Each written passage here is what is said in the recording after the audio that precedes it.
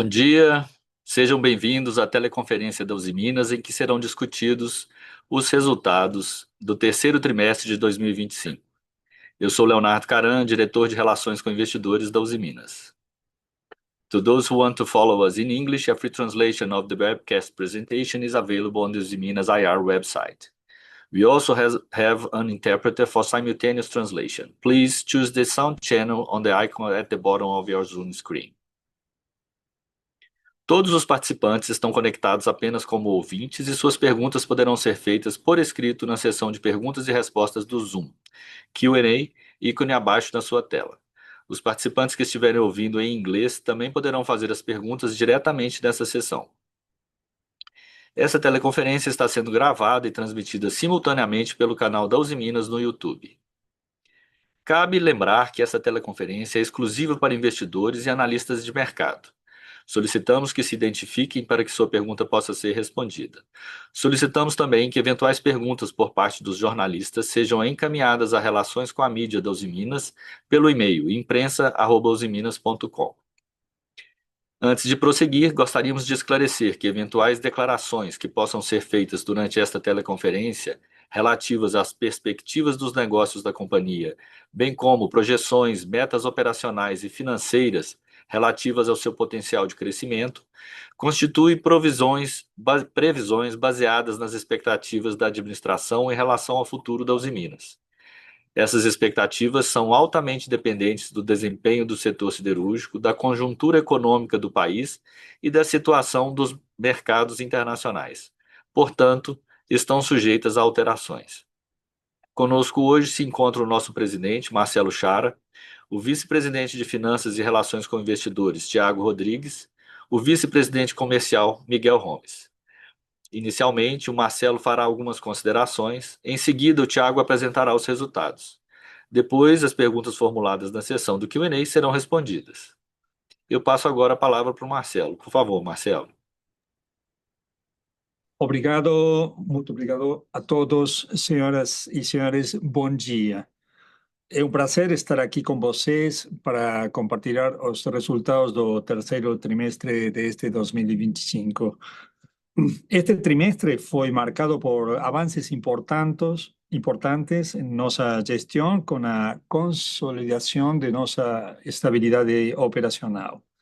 Estamos continuando com o plano de redução de custos e também evoluindo com nossos projetos de CAPEX prioritários.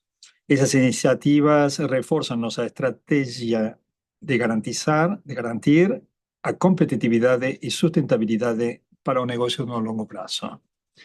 Nesse trimestre, alcançamos um EBITDA ajustado de 434 milhões de reais, com margem de 7%, representando um crescimento em relação ao período anterior. Gostaria de destacar os seguintes pontos. A redução de custo para venda por tonelada na cirurgia em 3%, isto versus o segundo trimestre. E este fruto de um plano de redução de despesas e custos. O aumento de volume de vendas da cirurgia, apesar da pressão cada vez maior das importações e condições desleais. Os maiores preços e volumes da mineração, a forte geração de caixa superior aos 600 milhões de reais neste período, e redução da alavancagem que isso conlleva. E isto principalmente devido ao controle e gestão eficiente dos estoques de matéria-prima e todo o ciclo produtivo. No ambiente de mercado, seguimos atentos e preocupados com o avanço das importações, que são subsidiadas em muitos destes casos. E isto devido a excesso de capacidade de produção global, e principalmente na China. E isto continua a impactar negativamente toda a indústria nacional. Em nossos planos, as importações avançaram em 33% nos 9 meses de 2025, quando comparamos com o igual período do ano passado, do ano anterior. E não estamos percebendo de forma clara o efeito do sistema de cota-tarifa sobre a penetração das importações. Os casos antidumping de chapas grossas, que já foi prorrogado por 5 anos, a medida contra a China e Coreia do Sul y de folha metálica, que también fue aplicado o derecho contra a China, y de prepintado, que está en fase avanzada, nos traz confianza na capacidade técnica das autoridades da MGIC para recomendar medidas eficaces contra o grave dano que afecta toda a cadeia do valor do aço no Brasil. O cenário crítico das importações também está afetando os bens industriais com contudo do aço.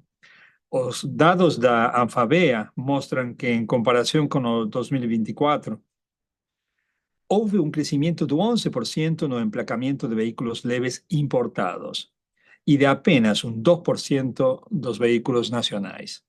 No sector de máquinas y equipamientos, dados da Abimaki, muestran una alta acumulada anual del 9% en las importaciones, con un déficit de balanza comercial del sector sumando ya 13 billones de dólares en ese año. Por conta do desequilibrio do comercio internacional, observamos movimientos importantes, como dos Estados Unidos, que elevan sus tarifas sobre o aço importado, y Europa, que propone endurecer las medidas actuales de salvaguarda, propone un sistema de cuota tarifa con una fuerte reducción de los volúmenes y aumento de tarifas. Todo esto con intuito de defender empregos y a industria local europea. Para o cuarto TRI del 2025, esperamos continuar con la reducción de costos por eficiencia y precios de materias primas, receita líquida por tonelada estáveis y menores volúmenes. Esto debido fundamentalmente a sazonalidad típica do período de fin de año.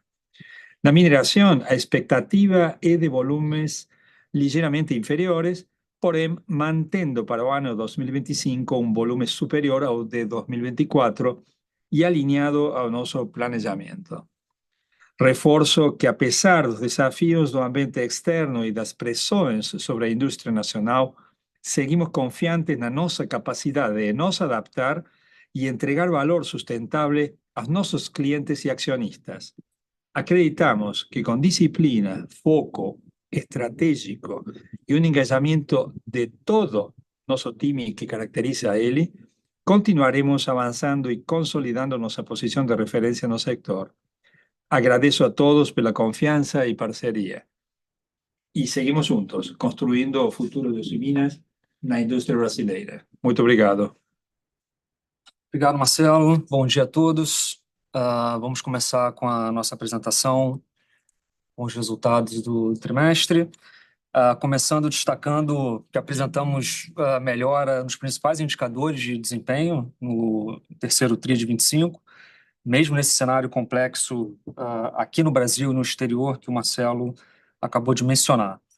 Os volumes de vendas eles aumentaram tanto no segmento de siderurgia quanto de mineração, em 2%. O EBITDA consolidado também apresentou um aumento de 6% em relação ao trimestre anterior, e o destaque fica com a forte geração de fluxo de caixa livre de 613 milhões, resultando também na queda da nossa dívida líquida e no índice de alavancagem.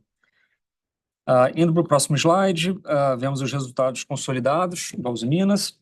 A receita líquida no trimestre foi de 6,6 bilhões, levemente inferior ao período anterior, com o impacto dos menores preços no segmento de siderurgia.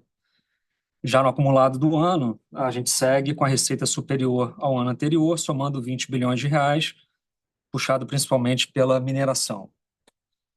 O EBITDA ajustado foi de 434 milhões, com 7% de margem, e foi levemente superior ao trimestre anterior, refletindo o melhor desempenho operacional da siderurgia. Já o EBITDA acumulado nos 9 meses de 25 desse ano, somam 1,6 bilhão de reais, 45% superior ao mesmo período de 2024. O lucro líquido, por sua vez, não refletiu os melhores resultados operacionais do trimestre, que a gente acabou de comentar, devido exclusivamente aos efeitos contábeis de 3,6 bilhões referentes a impairment de ativos e impostos diferidos. Aqui, só para reforçar, esses efeitos são meramente contábeis, não geram nenhum impacto no caixa da companhia. Se a gente exclui esses efeitos, a gente teria um lucro líquido aproximadamente de R$ 108 milhões no trimestre. Próximo slide, a gente já viu os resultados da siderurgia. O volume de venda foi superior, foi de 1,1 milhão de toneladas, levemente acima do segundo TRI de 25, o que mostra a resiliência da demanda dos nossos principais segmentos. O volume acumulado do ano também está acima do registrado em 24, mas é importante destacar que, nesse mesmo período, a demanda aparente de aços planos aumentou em 6%. Ou seja, esse aumento de demanda foi capturado pelas importações com preços subsidiados, reforçando aí a necessidade da implementação de medidas antidumping, como também já comentado aqui pelo Marcelo. Indo para a receita líquida, essa competição desleal que a gente acabou de mencionar seguiu pressionando os preços no período. Tivemos reduções no trimestre, principalmente no setor de distribuição. Já as exportações foram impactadas pelo mix menos nobre, né? E com isso, a receita líquida por tonelada caiu 3,5% no trimestre e a receita ficou em 5,8 bi de reais. Apesar desse cenário complexo de mercado, a gente conseguiu compensar essa queda da receita com redução de custos e despesas e atingimos um resultado 7% superior ao trimestre anterior, com EBITDA de R$ 308 milhões na siderurgia. O EBITDA acumulado no ano soma 1,1 bi, 44% superior a 2024. No próximo slide, a gente mostra as principais variações do resultado trimestral. E aqui nós vemos que a queda de 3,5% da receita líquida por tonelada gerou uma perda de R$ 212 milhões no resultado. A maior compensação veio através da redução de custos de vendas, que gerou um ganho de 164 milhões, que já era esperado e, como a gente também tinha expectativa, veio por redução de preços de matéria-prima e pela apreciação do real, mas também com os ganhos contínuos de eficiência nas nossas operações. Tivemos também um efeito positivo de 54 milhões por menores despesas de SG&A e contingências.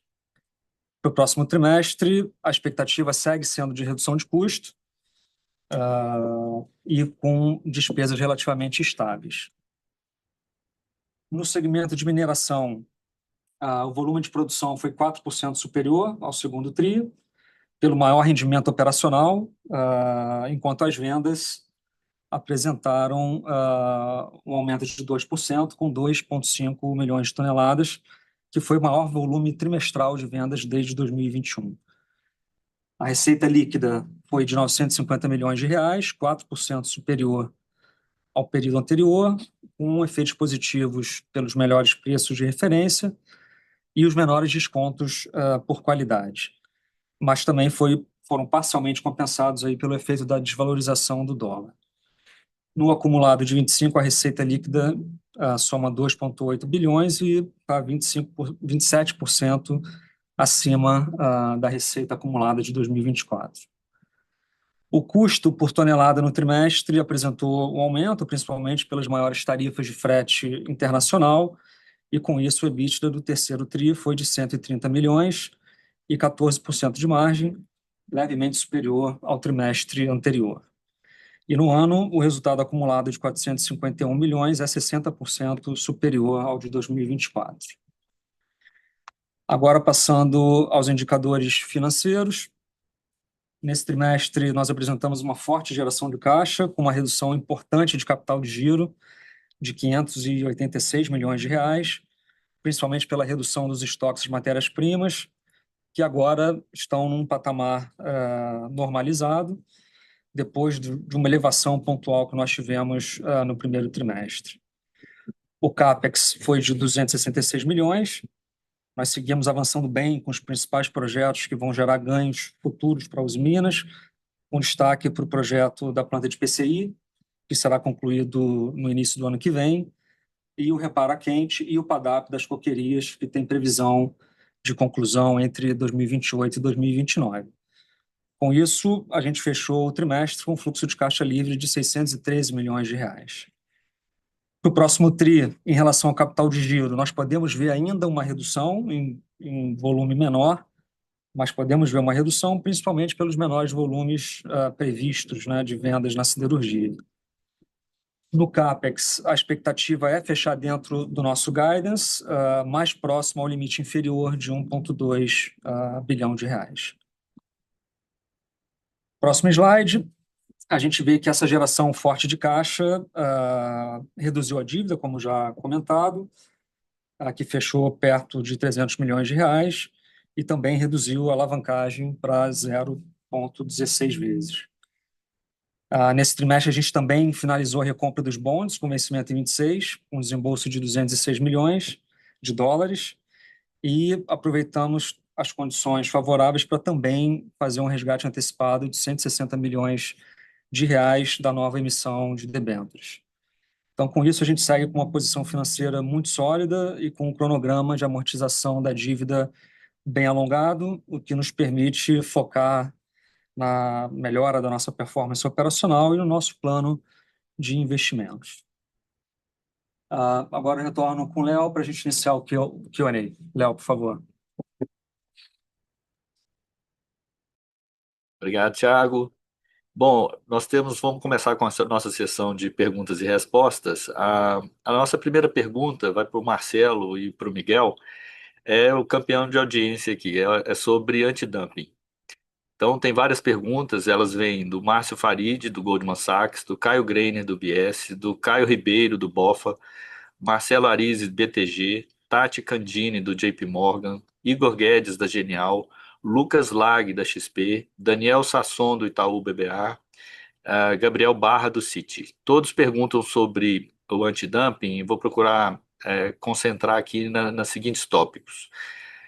Se estão confiantes em uma implementação do antidumping, qual que é a visão, né, para esse antidumping, se ele está confiante, o que mudou desde a decisão preliminar, os prazos estão mantidos, há rumores de postergação para fevereiro no laminado a frio, existe a possibilidade de, mesmo saindo o antidumping, o mercado seguir pressionado, há possibilidade de triangulação via outros países, e caso haja o antidumping, pensam em retomar o Alto Forno 1? Por favor, Marcelo, Miguel, fiquem à vontade. Bom dia a todos e todas, obrigado, Leo. Eu acho que é um tema muito relevante, no qual a gente vem falando nos todos os calls anteriores, sobre a importância destas medidas para o sector siderúrgico e o mercado industrial no Brasil. Não estamos confiantes, sim, como falou Marcelo no início, são processos muito sólidos do ponto de vista técnico para casos de dumping, e assim foi confirmado nas determinações preliminares publicadas pelo Ministério. En caso de dumping, você analisa principalmente dois factores. É a margem de dumping, que foi confirmada na determinação preliminar pelos técnicos do MEDIC, com tarifas em torno ou acima de $500 por tonelada, tanto para o caso de frio quanto para o caso de revestido. E outro fator muito relevante é a causalidade dessas importações no dano na indústria local. Então, sendo confirmadas na determinação preliminar e se confirmando ao longo do período posterior à determinação preliminar, onde as importações continuaram aumentando, onde os preços continuaram tendo muita pressão nas margens da indústria, tanto local quanto internacional, isso nos permite ou nos dá essa confiança na determinação final que deveria vir nos próximos meses. Em relação ao prazo, é importante esclarecermos o seguinte: nos casos de dumping, tem prazos limites para a determinação final a partir da abertura de cada caso. No caso do frio, a abertura do case foi feita em agosto de 2024. A partir dallí, a partir dessa data, o prazo máximo para a determinação final é fevereiro de 2026, ok? O Ministério vem publicando diversos cronogramas em função da capacidade de análise de cada caso, em função da capacidade técnica dos recursos do Ministério. É um fato que na última publicação, o último cronograma publicado pelo Ministério, a data prevista era novembro de 2025. Essa data dificilmente será cumprida agora, então a nossa expectativa é o case, a determinação final do case de frio, ir para a data limite que é fevereiro de 2026. No caso de revestido, está prevista, segundo o cronograma, 30 dias após o caso de frio. Então, resumindo, a gente espera uma determinação final fevereiro de 2026 para o caso de frio e março 2026 para o caso de revestido. O caso da bovina quente continua o seu cronograma original e aí esperamos um pouco os avanços nesse sentido. A outra pergunta, Leo, estava relacionada a possibilidades de triangulação e maior pressão. É um fato que hoje o cenário internacional estamos vivendo una guerra comercial importante, principalmente no sector siderúrgico, productos manufacturados derivados da sobrecapacidade que vende a China, que está presionando todos los mercados, no solo el mercado brasileño, mas también el mercado europeo y americano. Es así como a gente tem observado medidas importantes de defensa comercial, tanto en los Estados Unidos cuanto México y Europa. Entonces, lógicamente, a gente poderia esperar ainda un mercado muito pressionado por essa guerra comercial e nesse caso é muito importante a gente continuar monitorando, incluso após medidas finais de dumping no mercado brasileiro, como avança e quais são os impactos potenciais que poderíamos ter a partir dessa guerra comercial no Brasil. Complementando o mencionado por Miguel, en nuestra industria un importante porcentaje del costo, mucho más del 50%, viene del minerio y el hard coking coal o carbón para coquización. Y este tiene publicaciones internacionales, con lo cual o margen metálico que resulta de una fórmula aplicada para calcular, digamos, cuál es con la diferencia de precios que son ejercidos, son ejecutados. Cuando vemos los precios a los que entran los productos, y principalmente vindo de China, las margens metálicas claramente son negativas. Eso es un daño, eso no son condiciones de concurrencia leales, justas, y claramente generan un desequilibrio importantísimo. En esto confiamos en ASO Brasil, junto con meus colegas, que formamos parte del Conselho, así como, digamos, los ejecutivos de ASO Brasil, hemos tenido oportunidad de visitar autoridades del gobierno federal. También hemos feito con gobiernos de los estados, digamos, transmitiendo nuestra preocupación en una clara amenaza a la industrialización de Brasil.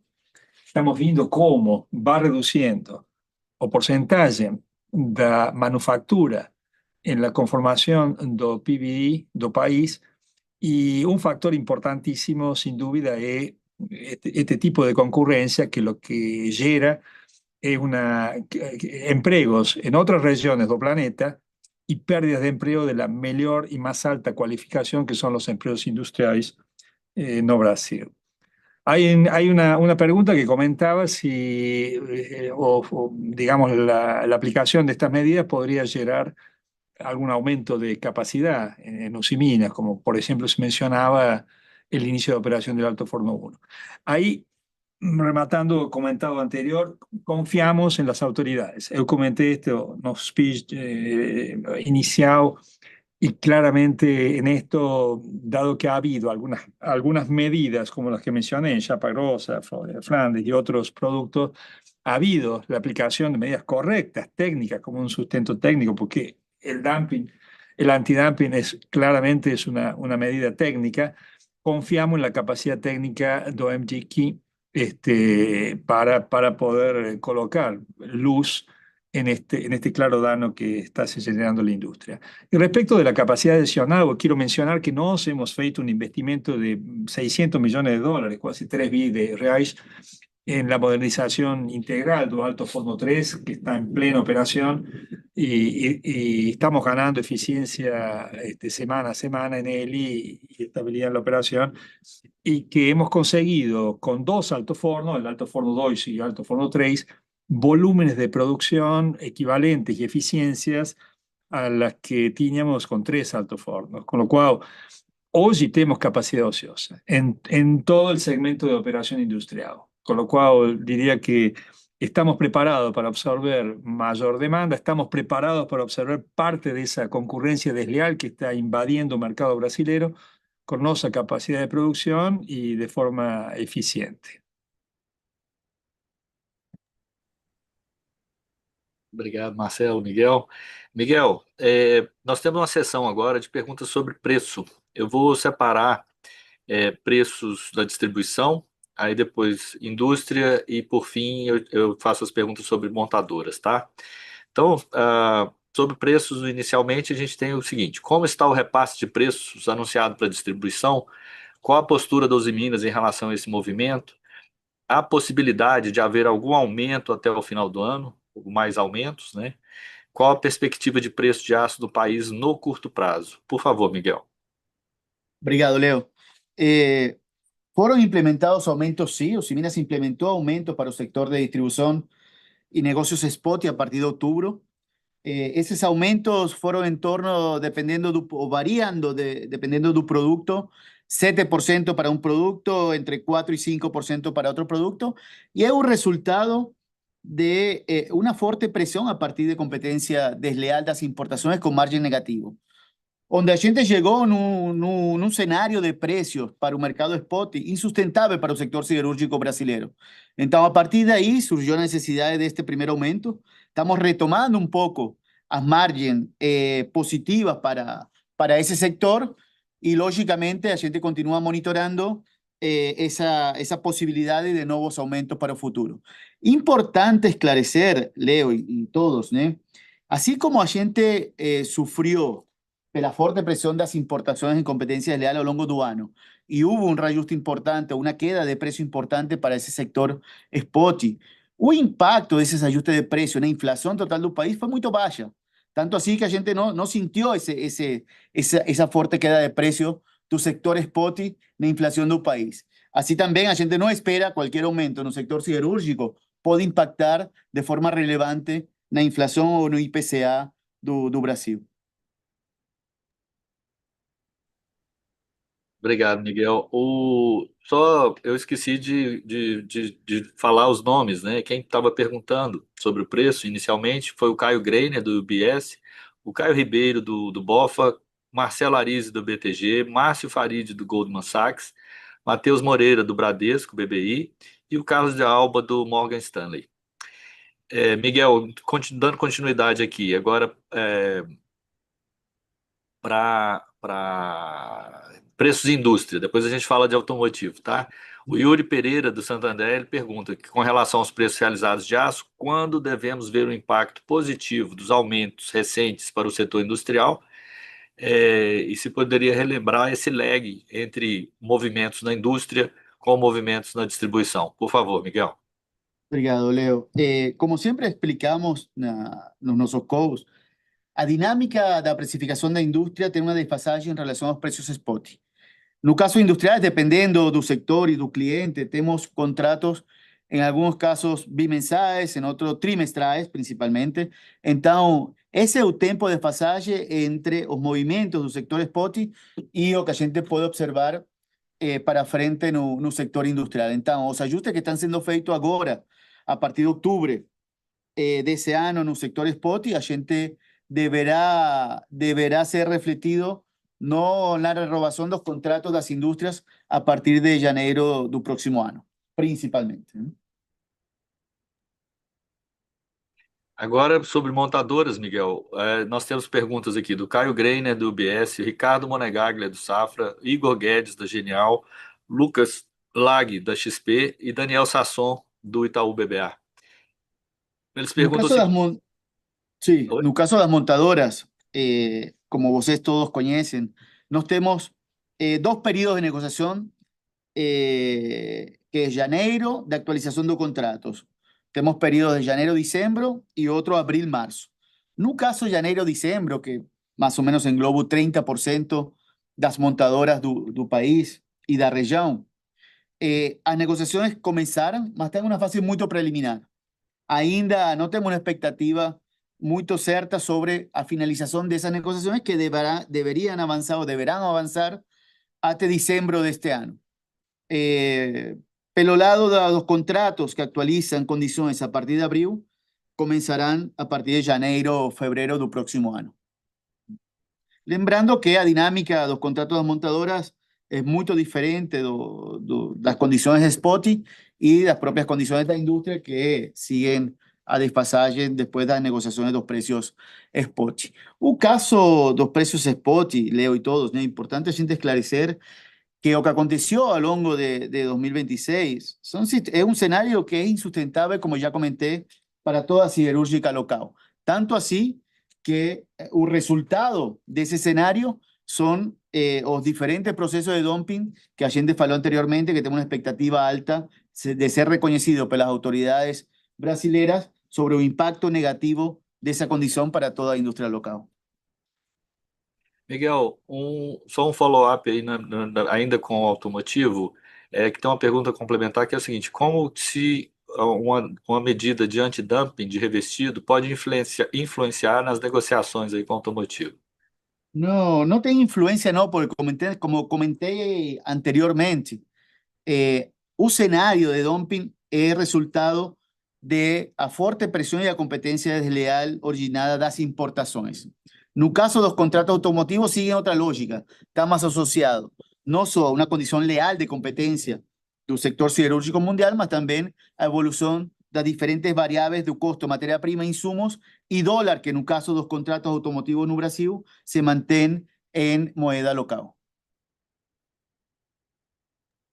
Obrigado, Miguel. Miguel, só agora, finalizando a sessão sobre preços, o Gabriel Barra, do Citi, ele pergunta o seguinte: em relação a preço na siderurgia, poderia compartilhar o carry-over de preço de setembro para termos uma ideia do carrego para o preço do quarto trimestre? Gabriel, o preço de setembro teve em torno de... O preço médio, né, do mercado interno de setembro foi em torno de 2,5%, 3% abaixo do preço do trimestre. Impactado, logicamente, pela contínua queda do preço que a gente observou no mercado spot no trimestre anterior e também um pior mix de produto em setembro comparado com o trimestre. Joia. Miguel, mais uma para você, agora sobre importação. Daniel Sasson, do Itaú BBA. Qual a visão de você sobre o volume de produto importado chegando ao Brasil nos próximos meses? O prêmio versus o produto importado menor nos últimos meses se refletiu em queda de pedidos de importação na avaliação de vocês? Por favor, Miguel. Daniel, vamos a separar a tua pergunta, que é muito interessante. Lógicamente, a siderúrgica local, incluindo Usiminas, a gente reagiu à pressão das fortes importações e a gente ajustou de forma importante os preços no setor spot para, de alguma forma, proteger e reagir a essa pressão internacional. Eso derivó un menor nivel de importaciones que a gente observó en los 12 últimos meses, mas como comenté anteriormente, ese escenario de precios interno era insustentable. Entonces, por un lado, a siderúrgica reagió fuertemente porque también tenemos poca posibilidad de bajar producción. Entonces, tivemos derivado de la competencia desleal, bajar los precios locales para el sector spot y defender un poco o posicionamento da siderurgia local. Nesse sentido, as importações, os importadores reagiram e baixaram um pouco o volume de importação nos últimos meses e a gente espera essa mesma dinâmica até o final do ano. Outro fator importante, logicamente, a gente está sentindo o esfriamento dos diferentes sectores da economia que usam aço e isso gera também, ante uma menor expectativa e a sazonalidade típica do final do ano, um menor volume de atividade e um menor volume de importação. E por outro lado, estamos observando até final do terceiro trimestre um nível de inventário muito alto, principalmente dos importadores, o qual também gerou certo impacto financeiro e gerou essa queda das importações que a gente observou nos últimos meses. Então, a gente deveria observar, sim, uma redução sequencial das importações, mas é muito relevante a gente avançar com as medidas finais de determinação de dumping para finalmente poder contrarrestar ese escenario de competencia desleal que a gente está observando no Brasil nos últimos 2 años. Obrigado, Miguel. Bom, agora, Marcelo, nós temos uma pergunta aqui sobre o projeto Compactos da Mineração Uzi Minas. O Márcio Farid, do Goldman, o Caio Greiner, do UBS, eles perguntam em que momento que a gente pode ter essa decisão e se a gente tem alguma atualização sobre essa decisão. Marcelo, por favor. Obrigado, Leo. Tal como venimos comentando en toda la divulgación de los resultados, continuamos avanzando con la elaboración de la ingeniería que nos permite tener un grado de ajuste bien claro de todo el proyecto, mas fundamentalmente el proceso de licenciamiento está dentro de los plazos previstos, con lo cual, como hemos mencionado anteriormente, durante el 2026 deberíamos estar en condiciones ya de poder definir cuáles serían los próximos pasos.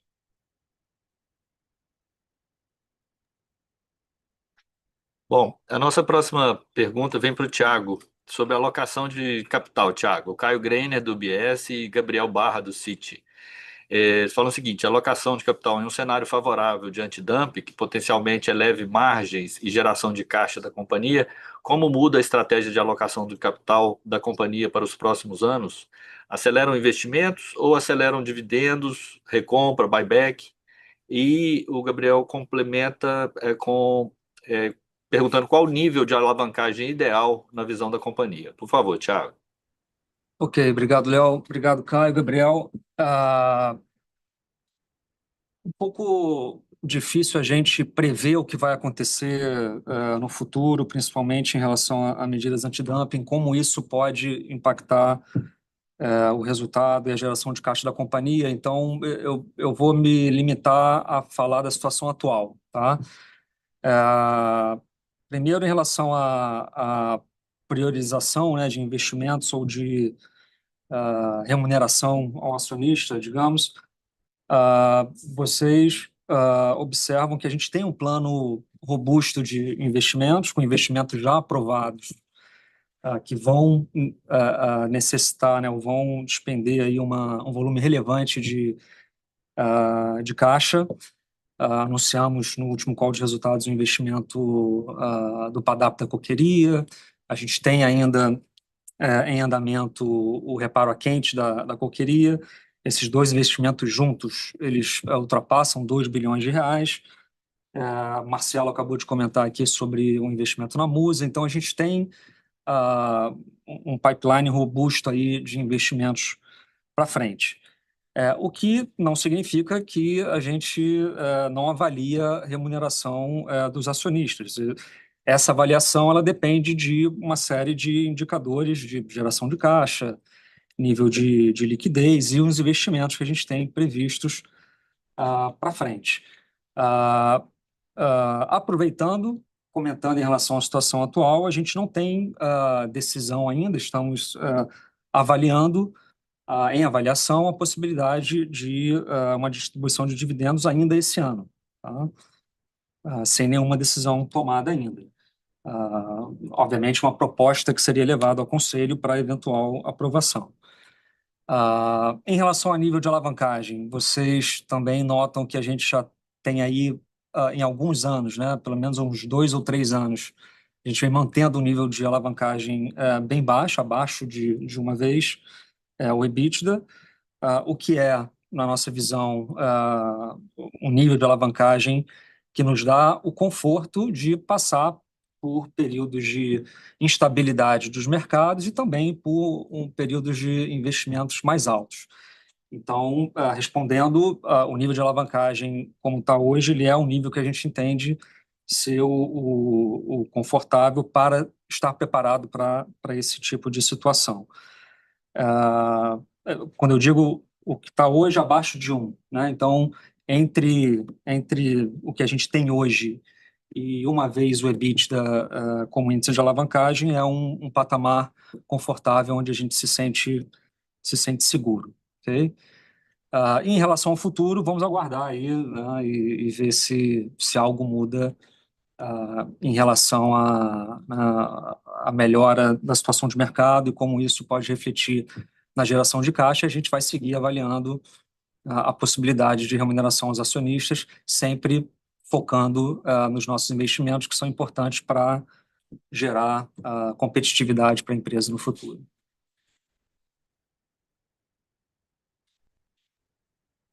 Obrigado, Thiago. Ainda para você, agora vários perguntaram aqui, estão pedindo uma explicação sobre melhor, uma explicação melhor sobre o impairment e sobre o diferido. São eles Caio Greiner, do UBS, Ricardo Monegaglia, do Safra, Marcelo Arise, do BTG, Igor Guedes, do Genial, e o Carlos de Alba, do Morgan Stanley. Eles pedem para explicar melhor um pouco o impairment e o diferido, por que mais alto e por que agora, se tem mais algum ajuste para frente, a gente pode prever isso, e se há algum impacto do impairment nas operações com a revisão dos ativos. Ok, obrigado, pessoal. Bom, como vocês sabem, esse tema é um tema contábil, né, previsto em norma contábil, onde as empresas têm que avaliar a recuperabilidade dos seus ativos de forma rotineira, né? Todos os anos essa avaliação é feita. E essa avaliação é feita com base em premissas, desde taxa de câmbio, taxa de juros, demanda, né, preços de matérias-primas, etc.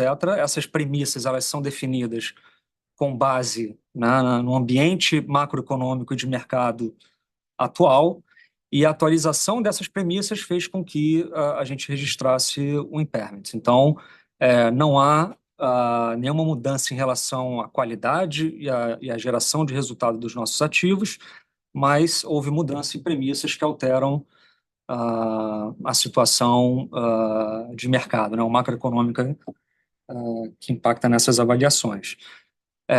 Não há expectativa de uma nova avaliação no curto prazo, salvo se essa situação macroeconômica e de mercado mude substancialmente. Aí, eventualmente, a gente poderia refazer a avaliação, o que, inclusive, pode significar uma reversão dessa provisão, né? A gente reverter a provisão que foi feita agora.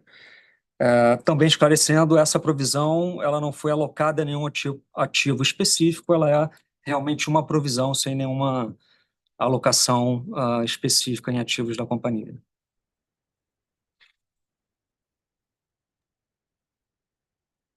Obrigado, Thiago. Miguel, agora uma sessão sobre demanda, tá? Nós temos aqui perguntas do Ricardo Monegaglia, do Safra, Marcelo Arise, do BTG, Tati Candini, do JP Morgan, Lucas Lag, da XP e Matheus Moreira, do Bradesco BBI. Agrupando essas perguntas, a gente tem o seguinte, que notamos que as vendas do mercado interno vieram mais fracas do que as vendas de aço plano no Aço Brasil, os Minas subindo 2% e o Aço Brasil mostrando 4% de crescimento. Houve alguma mudança na estratégia comercial ou racionalidade dos competidores? A demanda de planos caindo de acordo com o Aço Brasil, sentimos na ponta? E a indústria e distribuição caindo nas Minas trimestre a trimestre, ano contra ano, sentimos desaceleração? E quanto a 2026? E um complemento seria quais setores apresentaram a piora mais acentuada? Por favor, Miguel. Obrigado, Leo. Obrigado a todos. Vamos, primero en relación a comparativa de evolución de vendas internas versus os dados de Aço Brasil, eu acho importante esclarecermos que comparativas en periodos cortos de tiempo por ahí pueden llevar a conclusiones erradas, ¿no? Porque en periodo de 3 meses, você primero tiene una dispersión muy grande entre los diferentes sectores donde actúa cada una de las siderurgias locales. No caso de Usiminas, no estamos focados, y es nuestro objetivo, de continuar manteniéndonos a lideranza y afianzarnos a lideranza en sectores de alto valor adicionado, tanto en producto como valor. Esos son sector automotivo, como ustedes bien conocen, sectores diferentes de la industria, y en una menor proporción participamos del sector comercial.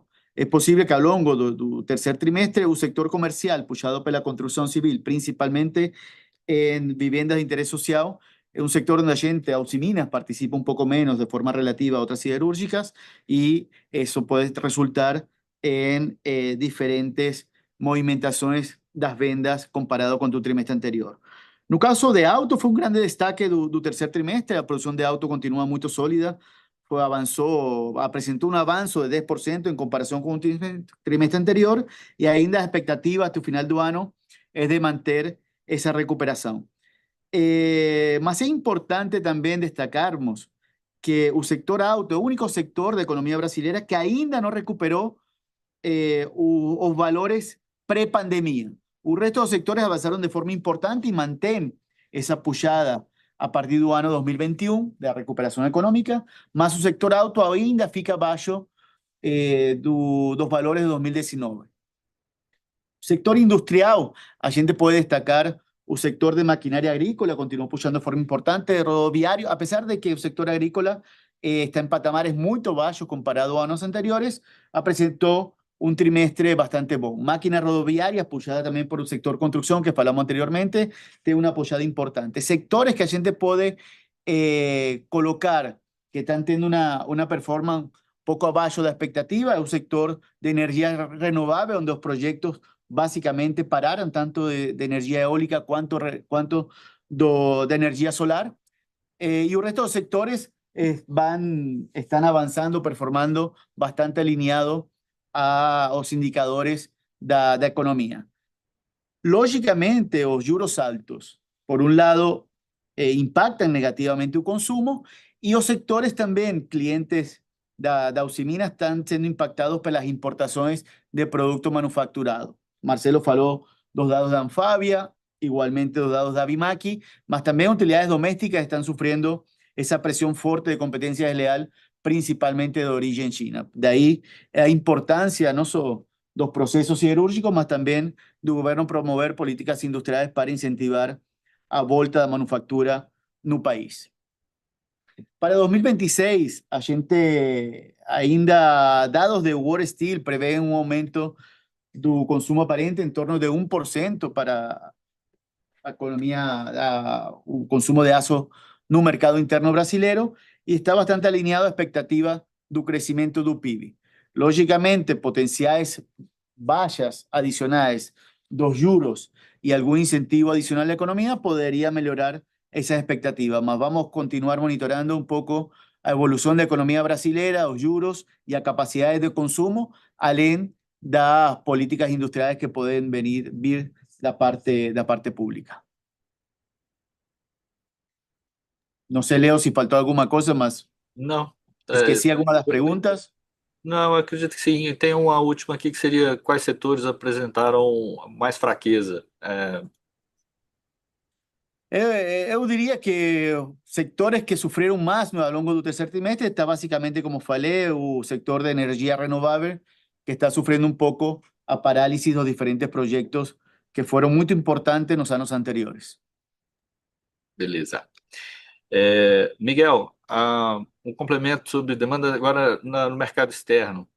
A Tati Candini, do JP Morgan, pergunta sobre vendas para a Argentina. Em relação ao mercado externo, qual a perspectiva? A demanda da Argentina foi mais fraca. Isso deve reverter aos patamares do segundo trimestre agora, no quarto? Como esperar a Argentina, Miguel, e mercado externo?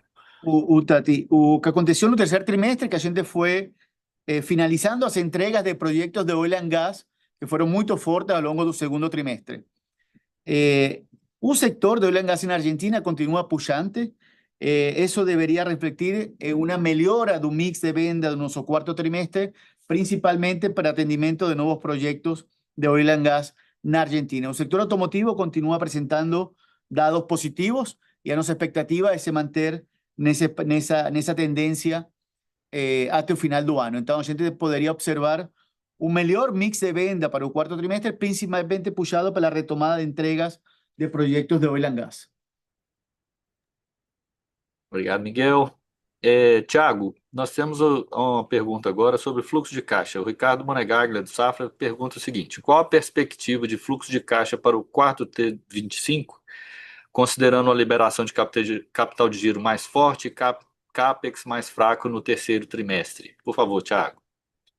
Ok, Ricardo, a expectativa para o quarto TRI ainda é de alguma liberação de capital de giro. A gente deve ver uma variação normal nos estoques, mais uma redução do contas a receber pelo menor volume de vendas que normalmente acontece nesse quarto tri, né?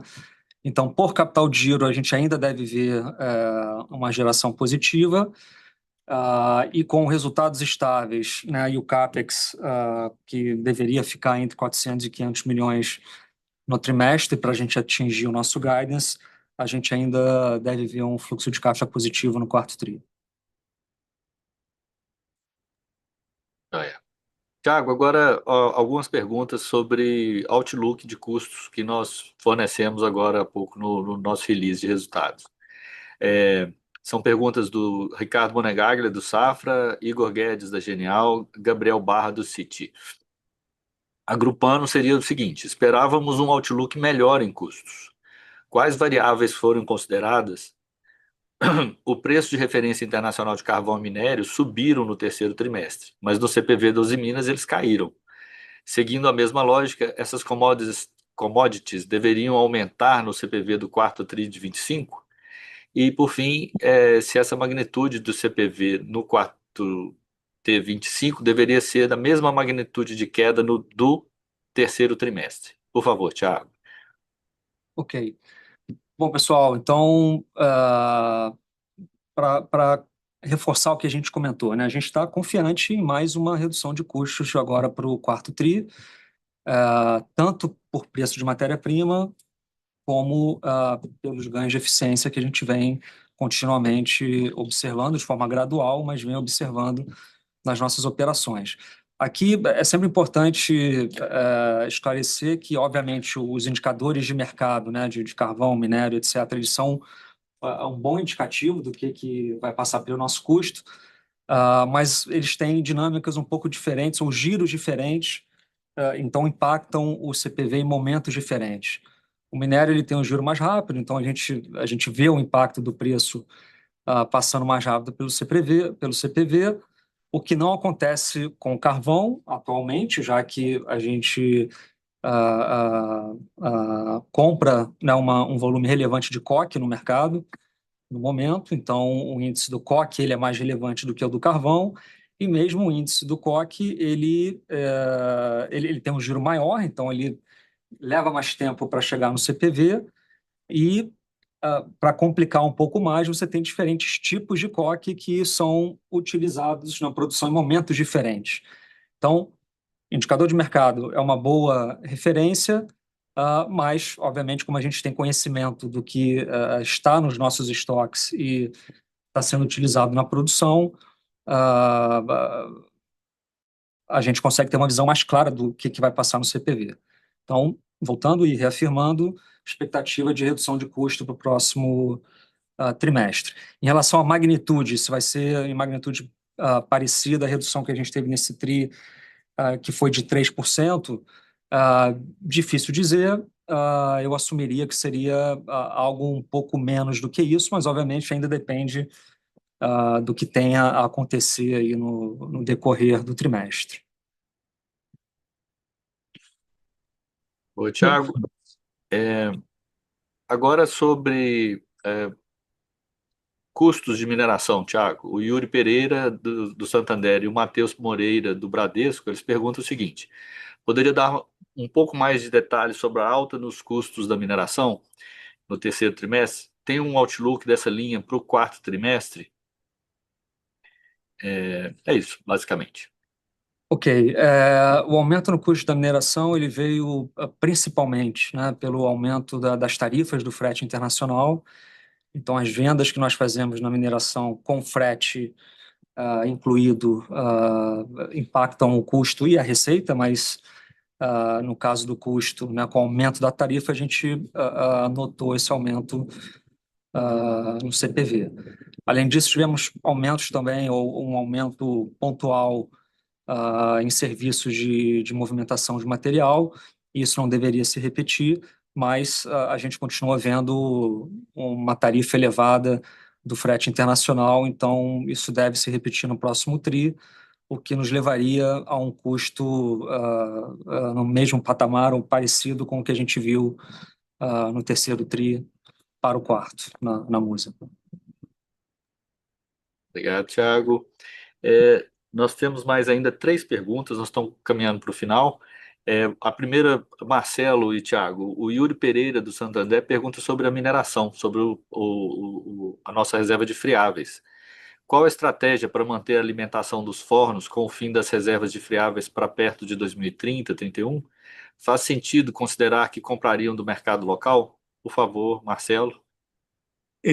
Los últimos 2 años, como hemos vindo mencionando, uno de nuestros principales focos ha sido el desenvolvimiento de la excelencia operacional en todos los segmentos en los cuales operamos con Usiminas.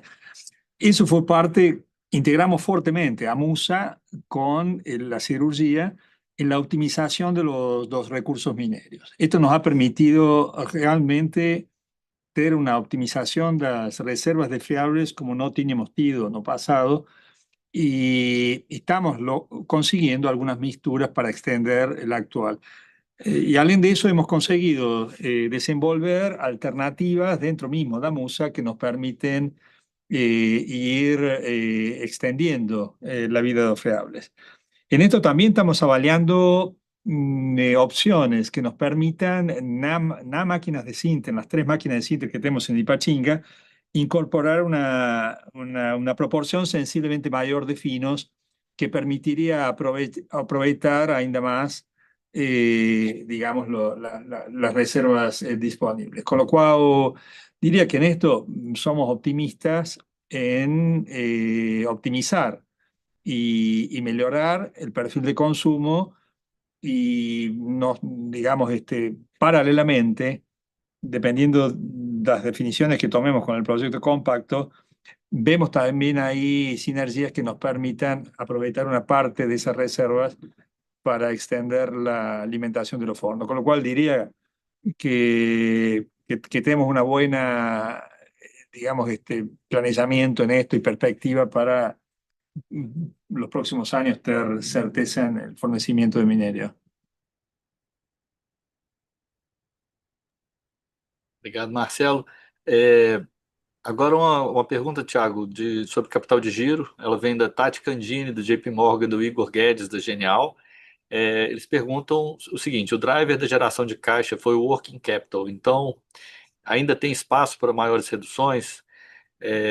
O Igor completa o seguinte: o nível de liberação de capital de giro foi mais alto do que estavam esperando. Entendemos que ocorreu uma redução do contas a pagar e forfeiting, para além da redução de contas de estoque. É possível olhar o nível atual de contas a pagar como normal da companhia? Foi uma negociação para esticar prazos com fornecedores? Por favor, Thiago. Ok, a primeira pergunta, acho que eu já respondi. Então, em relação aos estoques, a gente está com o giro dos estoques normalizado, então as variações que a gente vai ver daqui para frente, que a gente deve ver daqui para frente, são variações normais, ok? E, obviamente, dependendo do nível produtivo que a gente estiver operando. A gente tem uma expectativa de redução pelo lado do contas a receber para o próximo TRI. Em relação à segunda pergunta, não sei se eu entendi muito bem, mas normalmente quando você tem uma redução forte dos estoques, isso também significa uma redução dos fornecedores, já que você está adquirindo menos material. Então, é um efeito natural, né? Então, a gente teve uma redução de, se eu não me engano, 1,1 bi na conta de estoques e uma redução na conta de fornecedores que deu um net de aproximadamente 500 milhões, se eu não estou enganado. Então, esse é um movimento natural, não teve nenhuma negociação diferente. Se a gente tivesse negociado um prazo maior, na verdade, eu não teria a redução da conta de fornecedor, teria um aumento, mas não houve nenhum impacto relevante em negociação de prazo de pagamento com fornecedores. Foi um impacto natural de uma redução do nível dos estoques. Obrigado, Thiago. Então a gente passa agora para a nossa última sessão aqui, que é algumas perguntas sobre a operação. Elas vêm do Gabriel Barra, do Citi, o Márcio Farid, do Goldman Sachs, o Marcelo Arise, do BTG. Marcelo, o pessoal pergunta o seguinte: poderia comentar sobre o status da nova planta de PCI? Poderiam compartilhar uma expectativa de melhora de custos vindos desse projeto? como o alto forno tem rodado, o alto forno 3, né, e se tem espaço para melhorar. E o outlook do quarto trimestre é de um EBITDA estável, ajudado pelos esforços da empresa para redução de custos. Poderia detalhar o que a empresa vem fazendo nesse sentido? Por favor, Marcelo. Ok, inicio per la primera. Investimento está operando, está siendo desenvolvido conforme a nuestros planos, con lo cual durante inicio del 2026 ya estaremos haciendo las pruebas operacionales y durante el primer semestre estaríamos, diríamos, ya régimen de inyección. Powder Coal Injection. Eso permite mejorar la eficiencia de combustibles y reducir dentro de la carga de combustibles del forno tu coque, con lo cual es una mejora significativa en los costos, além de también generar una reducción de las emisiones de gases efecto estufa. Con lo cual, en líneas generales, y un poco haciendo un summary de las preguntas, quisiera mencionarles que hemos desenvolvido a lo largo de estos 2 años importantísimos proyectos para complementar los 600 millones de dólares que hemos investido en Alto Forno, de forma tal que los servicios y las líneas que alimentan a los altos fornos han sido sometidas, han recibido a lo largo de estos años importantes esfuerzos en materia de OPEX y de trabajos específicos de mejora que nos han permitido mudar la carga metálica de los fornos. Hemos mejorado el mix metálico de los fornos, optimizando, digamos, y reduciendo el costo de carga, y ya estamos capitalizando este efecto.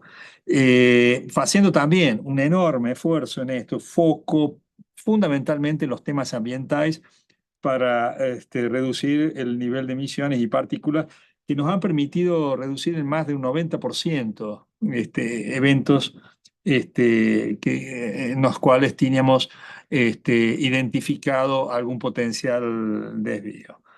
Otro aspecto que es muy importante es un mix de carbones y coque. Esto que mencionaba Tiago, de reducción del capital de giro y vinculado fundamentalmente con las materias primas, hemos desenvolvido un equipo interdisciplinar para el control y optimización de los stocks y todo el sistema de fornecimiento que integra desde, digamos, el origen mismo de las materias primas, y nos han permitido simplificar la cantidad de fornecedores, así como la calidad y el value in use, reduciendo los stocks, más allá de eso, mejorando la performance operativa en el uso de estas materias primas. Otro tema que también es muy significativo, el hot repair de la batería, está avanzando conforme al programa y estamos con muy buena expectativa, ya que hemos feito una reconfiguración y estamos percibiendo un potencial mejora en la ejecución del proyecto, ya que estamos obteniendo una expertise en la ejecución que nos permite realmente ejecutar él de forma más eficiente. Y paralelamente tenemos otros proyectos complementarios, como el gasómetro, que ya fue aprobado para hacer una eficiencia importante de los gases de proceso. Hemos feito también importantes pequeños CAPEX y OPEX en áreas de mejora en todo el sistema de energía y utilidades de la compañía. Hemos reducido sensiblemente el consumo de gas natural, hemos optimizado el uso de energía y tenemos en el área de utilidades un importante grupo de trabajo para, digamos, acompañar esta expectativa positiva que tenemos en la reducción de costo. Tal como hemos conversado en todas las últimas calls, los últimos quarters, este es un proceso que está ya instalado en Usiminas. Funciona. Tenemos un team fuertemente engajado, focado, una importantísima ayuda de uno de los principales accionistas de Ternium en todo lo referente al expertise técnico, gestional, industrial, y gracias a esto somos confiantes en que este proceso de mejora continua va a continuar evoluyendo sistémicamente. O sea que no, los cambios a esperar van a ser sostenidos y progresivos. Obrigado, Marcelo. Terminamos então aqui a nossa sessão de perguntas e respostas. A gente agradece muito a participação de todos e lembramos que, em caso de dúvidas, a equipe de RI está à disposição para atendê-los. Uma boa tarde a todos. Obrigado.